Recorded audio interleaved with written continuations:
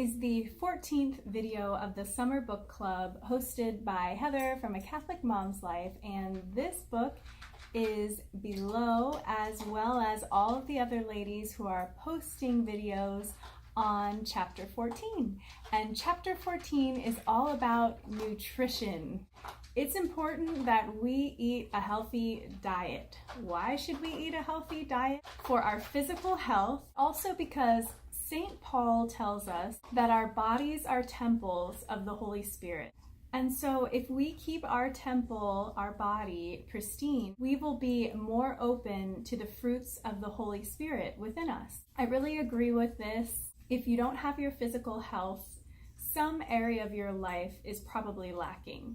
Your spiritual life may be lacking because you don't have that extra brain power to study and pray, or your spiritual life may be great, but you might be one of those people that prays in church all day and doesn't really put their faith into action. Our physical health is so important to enable us to live full and happy lives.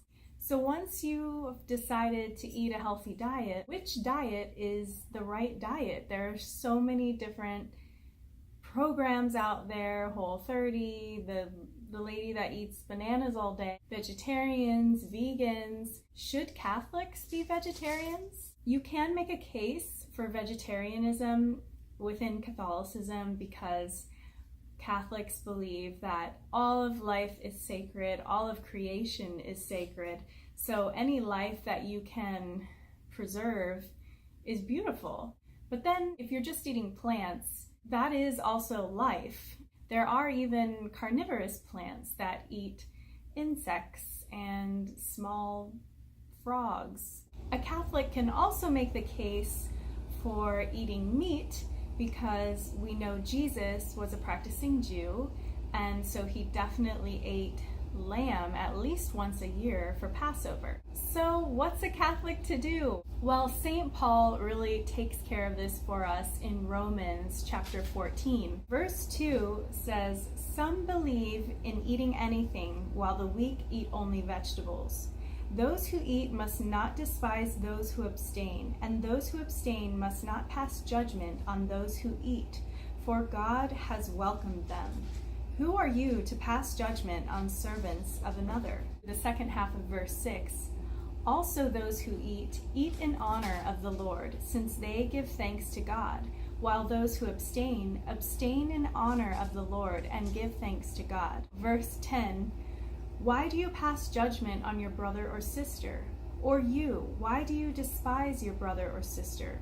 For we will all stand before the judgment seat of God." In this letter, St. Paul heard that the Romans were fighting over what to eat. He tells them not to quarrel over these differences, and whatever they do, they should do it in honor of the Lord. So I actually love this chapter. This chapter talks about not judging others in other areas of life as well, but it's a good reminder that we're all different. Our bodies are unique and different diets work for different people. I ideally would have loved to be a vegetarian because I am an animal lover. I love this guy.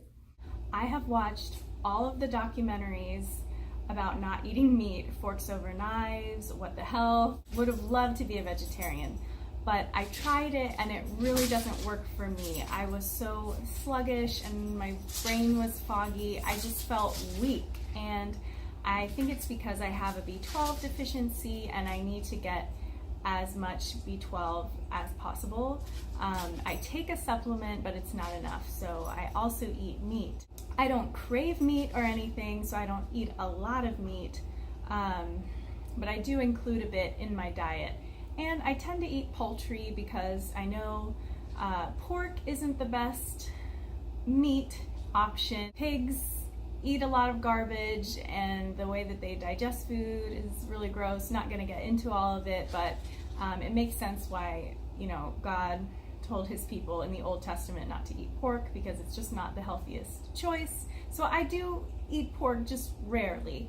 And with beef, I know the beef industry is a big problem for our earth today. The rate that we're eating beef is really causing a lot of pollution. So I do eat beef, but rarely. Mostly eat chicken. I'm more comfortable with chicken. Just try to eat, you know, like free range, antibiotic free chicken. And I've been blessed, not in the current city that I'm in, but the past 2 cities that I've lived in, I've had a coworker who had their own chickens and would sell eggs, and that was awesome that I could buy eggs from a coworker. One of those coworkers would actually write on each egg, you know, which hen it was from, and all the hens had funny names because they were his pets. Also, my husband, when he grew up, he had chickens in his backyard, and his grandmother would say, "Which chicken you want to eat today?"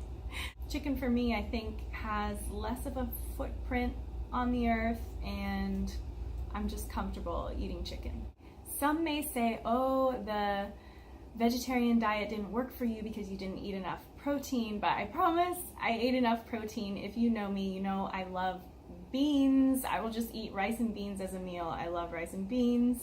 One of my favorite summer dishes is a bean salad with cilantro. I make it all the time. I'll link it below. I make my own hummus. I love bean burgers. I make them sometimes, but also order them. Anyway, so the vegetarian diet didn't work for me, and I think the main thing to remember is just because a diet works for you doesn't mean it's the correct diet for everyone. It's the same sort of idea with exercise. Some bodies are built for marathon running. Some bodies are not. And, you know, we're all different. We're all unique. The diet that works for me is really just to eat a ton of produce, a ton of fruits and vegetables, and then to eat beans, legumes, and then everything else just in moderation. So, for example, if I go to a buffet, buffets aren't really a good option. You're going to overeat. Don't go to buffets. But in the past, when I would go to buffets because I had a coupon or I was taking my niece or nephew out to eat, and you know, when they're growing, they need a lot of fuel. They need to eat a lot. At buffets, I would go to the salad bar and eat a huge plate of salad. It would be a mountain of salad. And after I ate that, I would make a little salad and maybe put like a piece of steak or chicken on top of that little salad. And then I would try, you know, potatoes or corn or whatever else was out in the main food area. And then, of course, after that, dessert. And hopefully I would be too full to eat too much dessert because I love dessert. But that was my strategy when I would eat at buffets, and that's pretty much what I do now. I try to eat all the vegetables that I can, and then, you know, when my husband wants to go out to eat, I will try to be already a bit full of vegetables or order a salad and then eat a little bit of whatever less healthy of a choice I want to eat. So in order to eat healthy, you can't eat out all the time. I do love to eat out, and I do, you know, eat salads and, you know, bean burgers when I go out. But even salads and bean burgers can have a lot of hidden fat, because restaurants, they're going to make their food as delicious as possible so you'll have a wonderful memory and come back. They want your business. So some of those toppings and the dressing aren't going to be the healthiest option. So you shouldn't eat at restaurants all the time. Also, if you want to be frugal, you don't want to eat at restaurants all the time. So in order to eat healthy, you have got to meal plan and cook at home. I don't really like to cook or meal plan, so this is hard if you don't like to cook. So my tips are, the healthiest thing to eat really are salads. Raw food is so healthy, raw produce. So I eat a lot of fruit. I don't have to do anything to a banana or an apple or a pear. I just eat it straight from the grocery store. Also, you know, hummus and vegetables. Salads, it's better to make your own salad, but I'll be honest, I love those salads that are like a personal bag with the toppings in it. They're like $3. I love those salads. You can just buy 5 of them for the week, and those are your lunches all week. Also with salads, you know, to get that protein in, just boil some eggs, slice it up, and put it on top of your salad.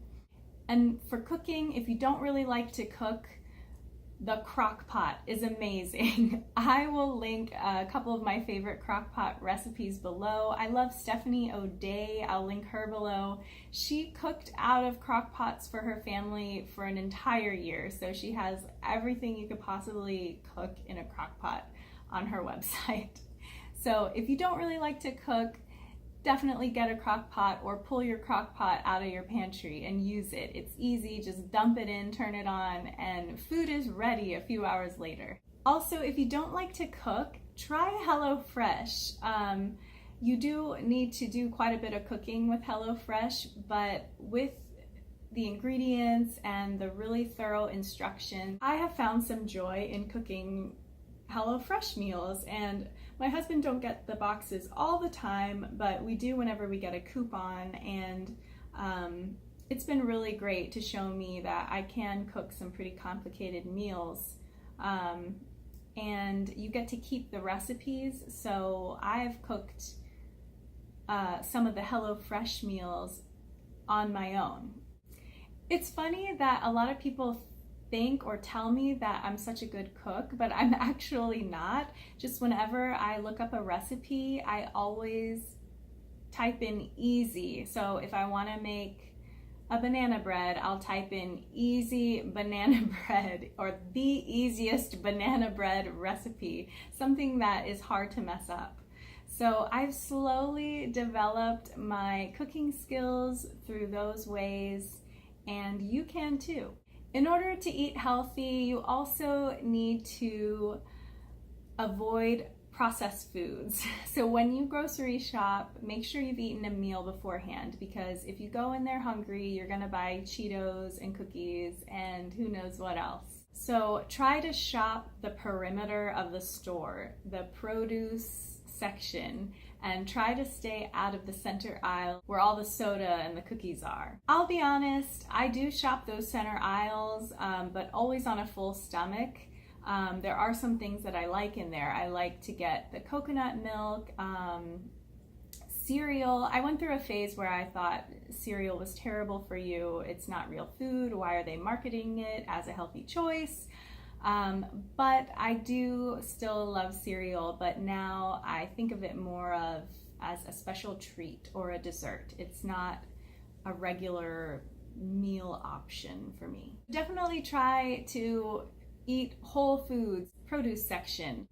I saw a funny comedian, I can't remember who it was, but he made a joke that, God put us on this earth, and this earth has everything we need, materials to build a home and plenty of food. A conversation with God, like God saying, why do you work so hard? Like everything you need is on the earth. There's plenty of food on the earth for you to eat. And he says, I know, God, but I like it when the food is packaged in those little packages, And that joke is such a good reminder that God gave us good food to eat. Like, we don't need to eat the man-made food with all the preservatives and weird chemicals in it. Confession, I do eat processed food, but I try to eat like 80 or 90% good whole food in its pure form, and just 10-20% of the junk and the processed food, because I think life is short, and if I'm at a party and there are cookies and Cheetos, I want to enjoy cookies and Cheetos.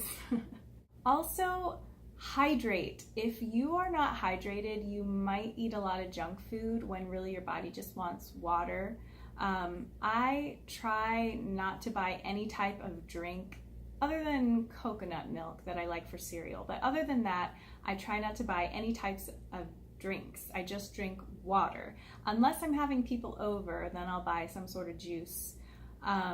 But generally, just water. I'm on vacation right now, so I do treat myself to a little bit of juice in the morning. But other than that, I just drink water. God gave us water. It's the perfect drink for our bodies. If you think water tastes bad, it's probably because you're drinking too much soda and juice or whatever. If you wake up in the morning and you're super thirsty and you drink a big glass of water, it will taste good. If you wake up in the morning and have a little soda and then try to drink water, the water's not going to taste good. So drink water first. Try to drink a ton of water and then treat yourself maybe to a little bit of soda or a little bit of juice. But try to get off soda completely. Soda is terrible for you. My husband loves Coke from Mexico because the sugar they use is better than here in the US. So sometimes I'll take a sip of his soda, but I never order a full soda for myself. Look into healthy alternatives for your comfort food. I have several comfort foods, and I don't think we should have to give up our comfort foods completely. Cookies, for example, you can make oat banana cookies that are so delicious. I'll link the recipe below, and eat those all the time and still have the Oreo or whatever you want, but just in moderation. And an example, one of my comfort foods is noodles. I love a bowl of noodles. For instance, I love to use coupons at Noodles & Company because they have rice noodles and gluten-free fazuli noodles, but they also have zucchini noodles, so I can enjoy my comfort food in a very healthy form with zucchini noodles. I, not that long ago, tried the zucchini noodle bowl with pesto and cheese and vegetables from Noodles & Company, and it was so good. So definitely look into alternative forms of your comfort food. Generally, I never diet to lose weight. I don't think that's a healthy way to think about food. I've only dieted that way, I would say, twice in my life.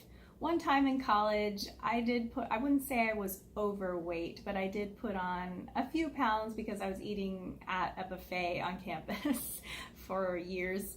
So that was one time when I did change my diet with the hope of losing actual weight, pounds on the scale, and I did succeed in doing that.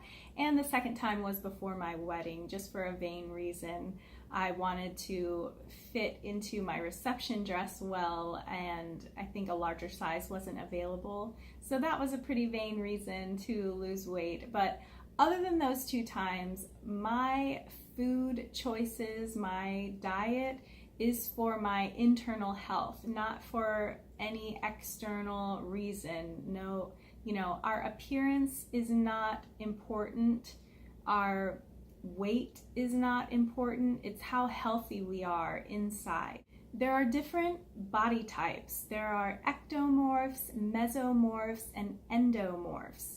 So it's really a shame that women's magazines and the fashion industry really push the ectomorph body type as the ideal body type when there are other body types and we're all unique and beautiful. The ectomorph body type is very lean and has trouble building muscle mass.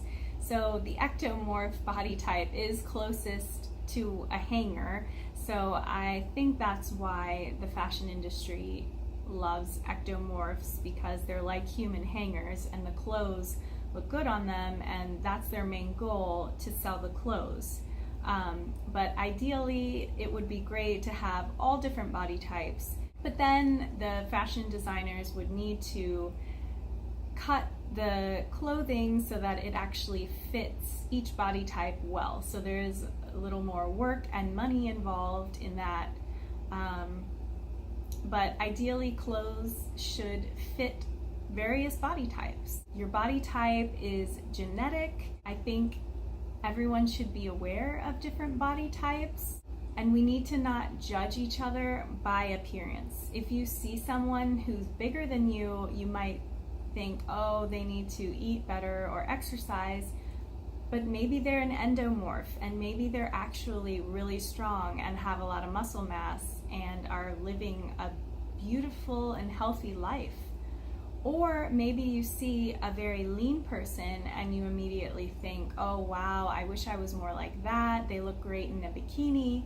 But actually, they might not have a lot of muscle mass. They might be very weak if they're not eating enough protein or strength training, and they might just be an unhealthy ectomorph. We really don't know what is going on in various bodies, and we need to not judge each other. I'm not a medical professional, so to figure out your body type, talk to a dietitian or a nutritionist or your doctor. I'm a mesomorph, but you definitely need to figure it out with a professional, because an overweight mesomorph could think that they're an endomorph when really they're a mesomorph, etc., etc. A healthy diet is so important because food is medicine.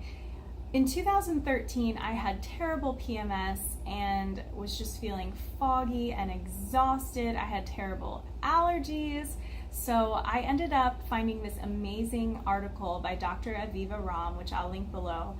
And I used that article with a naturopath. So a naturopathic doctor, instead of MD after their name, you'll see ND. And they are amazing. Naturopathic doctors use natural ways to improve your health. My naturopath, she tested my blood and uncovered vitamin deficiencies, which she resolved. I'll link below where I buy my vitamins from, because they're third-party tested for potency. And she also uncovered food sensitivities, food allergies, so she changed my diet, and she cured my eczema via a diet change. That is so wonderful, but also frustrating, because all the doctors that I saw before, MDs, they always just gave me like an anti-itch cream, hydrocortisone cream. They never tried to figure out the root cause of the eczema. And even after I figured it out, I told some doctors that I resolved my eczema through diet, and they kind of like brushed me off like I was crazy or something. And when I went to the allergist's office in my new city, there was this poster about all the different types of allergies, and under food allergies, it said that some food allergies can cause skin rashes like eczema, and I looked to see when it was published, and it was published in 1985. So this is not new information. So I know not every doctor can know everything and they specialize in one thing, but it was just kind of frustrating that a lot of doctors sort of didn't believe me that I solved my eczema through food. When traveling, you should make an effort to eat healthy. I am guilty of overeating when traveling. But on this trip, for example, I have lots of vegetables. Just packed up my vegetables and fruit. I got grapes, but I'll be real with you. I do have some chips and sweet and salty kettle corn, which are not good choices, but that's how I try to eat, mostly healthy stuff, but a little bit of junk, just because life is short and I love junk food. We eat the continental breakfast, and I try to eat fruit every morning. I got some egg whites with cheese and mustard, just a little bit of apple juice, yogurt, oats with fruit, chocolate. Hubby's got eggs with sausage, yogurt, and fruit. This hotel has mixers on weeknights. So last night, for example, the meal included chicken, skewers, salad, hummus, and pita chips. So I can't eat the pita, gluten, can't eat the hummus, sesame. So I ate one chicken skewer and salad. And so people will look at me and think I'm super healthy, but actually I just have a lot of food allergies. I do enjoy junk food, but I have a lot of food allergies, and I try to eat a lot of produce first, fill up on produce, and then let myself eat whatever else I want. For example, breakfast this morning, usually I would not include chocolate in my breakfast, but since it was there, I did allow myself to have a little, but only after I ate my protein, eggs, and fruit. So definitely make an effort to eat healthy when traveling. When my husband and I are apart, I will try to eat a lot of vegetables, and then when he wants to go out to eat, I'll be a little full, or I'll order a salad. And then I'll eat whatever, we're out there to eat, because I don't want to deprive myself of whatever the city is famous for. For example, we were in Detroit recently and I had gluten-free deep dish pizza. Last summer, when we were in a small Italian city, I ate the risotto. I allow myself to eat whatever it is, but I do try to fill up on fruits and vegetables first so I can eat less of whatever food we're indulging in. Then I can save half of it for the next day, for example. The book mentions a Catholic weight loss program that I didn't know about. I'll link that below. There are a lot of programs out there. None of them really interest me. I guess I have a pretty good willpower with food. I think it has to do with my sense of smell. I really don't have a strong sense of smell, and I know that affects taste. So I think I am sort of used to bland food.